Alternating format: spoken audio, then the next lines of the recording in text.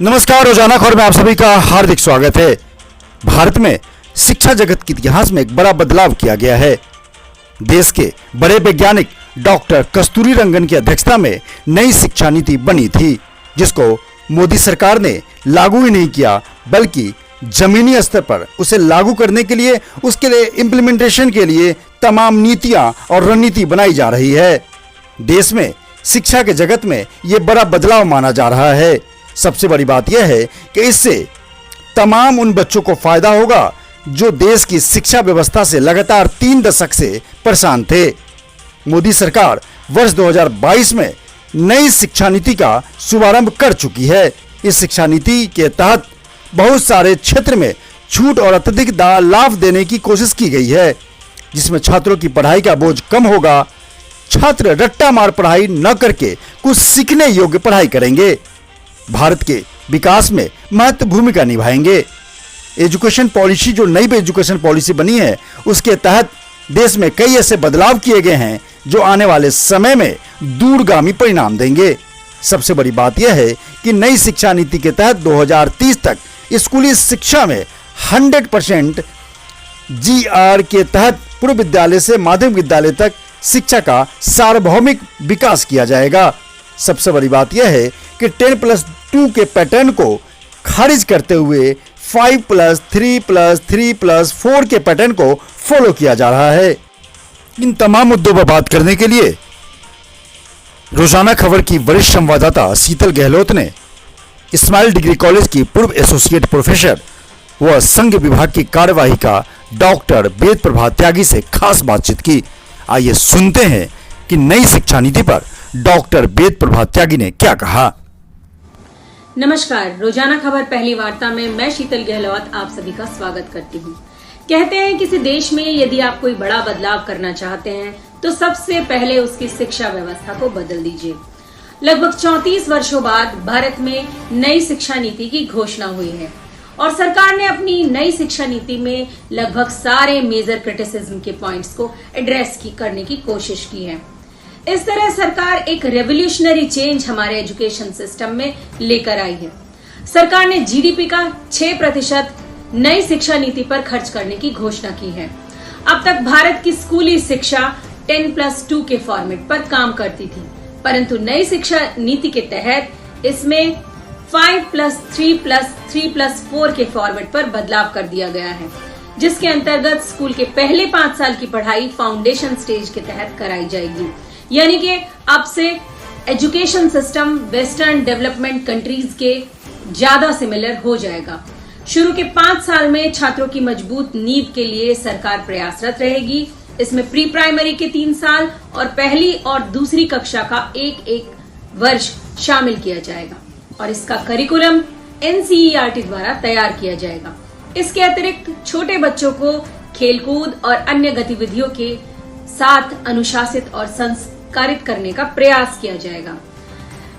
पुस्तकों का बोझ और रट कर पढ़ने की जो छात्रों की प्रवृत्ति है, उसको बदलने की पूरी कोशिश नई शिक्षा नीति में की गई है। कक्षा 3 से 5 तक की पढ़ाई छात्रों को फ्यूचर चैलेंजेस के हिसाब से तैयार करने के लिए की जाएगी।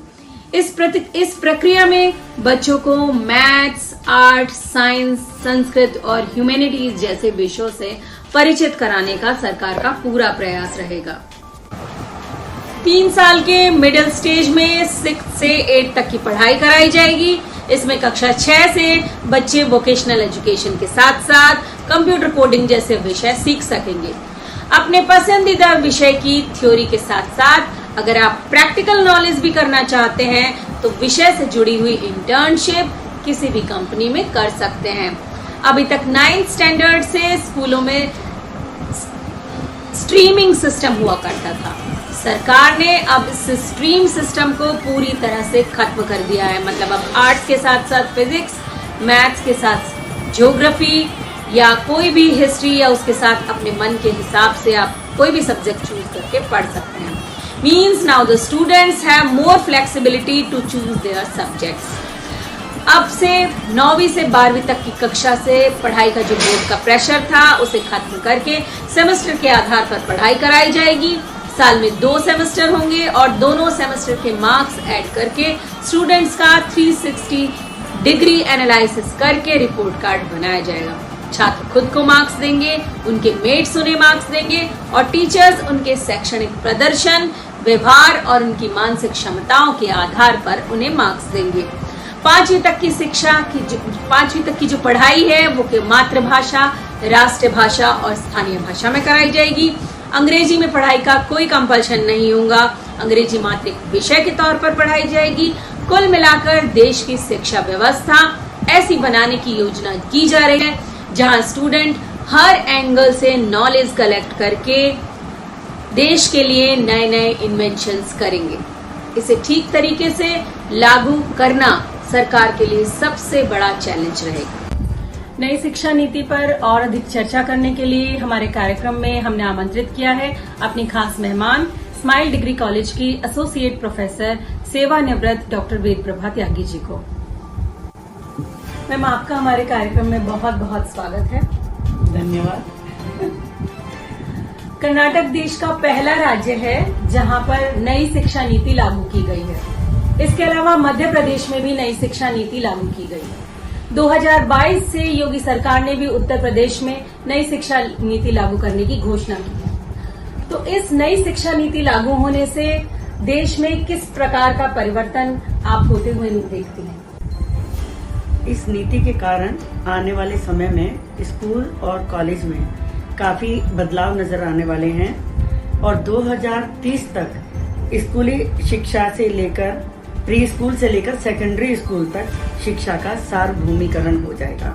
इस नीति का मुख्य उद्देश्य हमारे देश को विश्व स्तर पर शैक्षिक रूप में महाशक्ति बनाना है। भारत में शिक्षा को सार्वभौमिक बनाकर शिक्षा की गुणवत्ता को बढ़ाना है जिससे कि बच्चे अच्छी शिक्षा प्राप्त करें। और इस नीति का उद्देश्य है कि बच्चों को तकनीकी और रचनात्मकता के साथ साथ शिक्षा के महत्व को भी समझाया जाए जिससे कि वो अपने आने वाले कल के लिए पूरी तरह तैयार हो जाएं। और नई शिक्षा नीति में एक बात यह है कि यदि निर्धारित मानकों का पालन नहीं किया जाएगा तो सभी शैक्षिक संस्थानों के खिलाफ सख्त कार्रवाई की जाएगी। नई शिक्षा नीति लागू होने से बच्चों को किस तरह से लाभ पहुंचने वाला है, थोड़ा इस पर प्रकाश डालिए।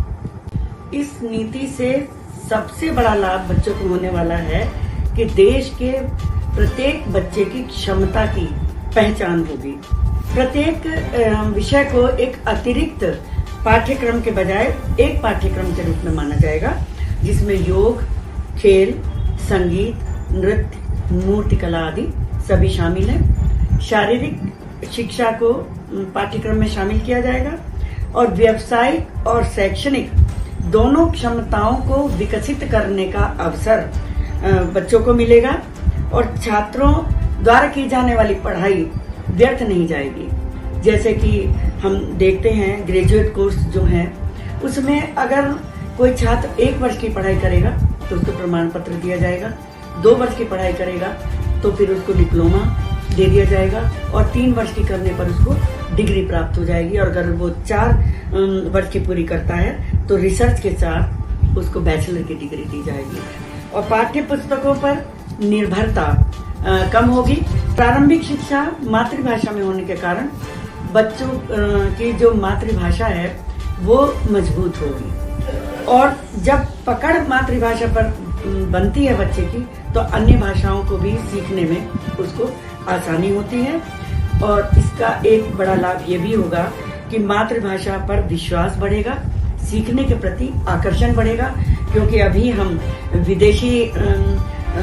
जब विदेश की ओर देखते हैं वहाँ की तो हमें लगता है कि अंग्रेजी ही पढ़नी चाहिए, उसी का लाभ बच्चों को मिलने वाला है। लेकिन ऐसा नहीं होगा। अपनी मातृभाषा पर अधिकार प्राप्त करके बच्चा अन्य भाषाओं को भी आसानी से सीख सकेगा और उसकी सफलता के जो मार्ग हैं वो मातृभाषा के माध्यम से भी आगे के लिए खुलेंगे। नई शिक्षा नीति में बच्चों को 3 भाषाएं सीखनी होंगी। कौन कौन सी भाषा रखनी है ये राज्य सरकार का अपना निर्णय होगा। ज्यादातर डेवलप्ड कंट्रीज में वोकेशनल ट्रेनिंग को बहुत इम्पोर्टेंट माना जाता है। जैसे कि वेल्डिंग है, इलेक्ट्रिशियन है, प्लम्बर है, इन सारी जॉब्स को स्किल्ड जॉब के इक्वलेंट माना जाता है। पर भारत में इसे बहुत ही लो लेवल पर देखा जाता है। सरकार ने इस माइंडसेट को चेंज करने के लिए अब वोकेशनल एजुकेशन को 6th स्टैंडर्ड से शुरू किया है। तो वोकेशनल एजुकेशन से बच्चों का किस तरह से और डेवलपमेंट होने वाला है, इस विषय पर थोड़ा बताइए। स्किल लर्निंग जो अब तक विदेशों में अपनाई जाती थी, भारत में भी अपनाने की बात इस नीति के माध्यम से हो रही है।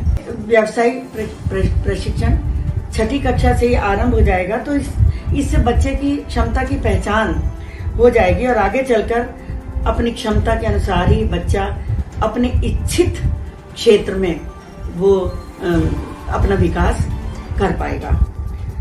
इसमें 6ठी कक्षा में ही कंप्यूटर एप्लीकेशन की जानकारी भी दी जाएगी, कोडिंग भी सिखलाया जाएगा, इसकी भी शिक्षा दी जाएगी। तो बेसिक ज्ञान शुरू से ही जब होने लगेगा तो आगे चलकर उनको शिक्षा प्राप्त करने में सुविधा होगी। और आने वाले समय में ई लर्निंग पर जोर होगा, तो ये छात्र क्योंकि आरंभ से ही इस क्षेत्र में जानकारी उनको मिलने लगेगी, तो आगे चलकर वो पूर्ण रूप से क्षेत्र में दक्षता प्राप्त कर सकेंगे। जब तक अगर बच्चा अपनी एजुकेशन बहुत अधिक भी नहीं कर पाएगा, अगर वो 12वीं तक भी करेगा, तब भी वो एक मतलब उसमें इतनी क्षमता होगी कि वो उसके माध्यम से कुछ आय अर्जित कर सके, कुछ कमा सके।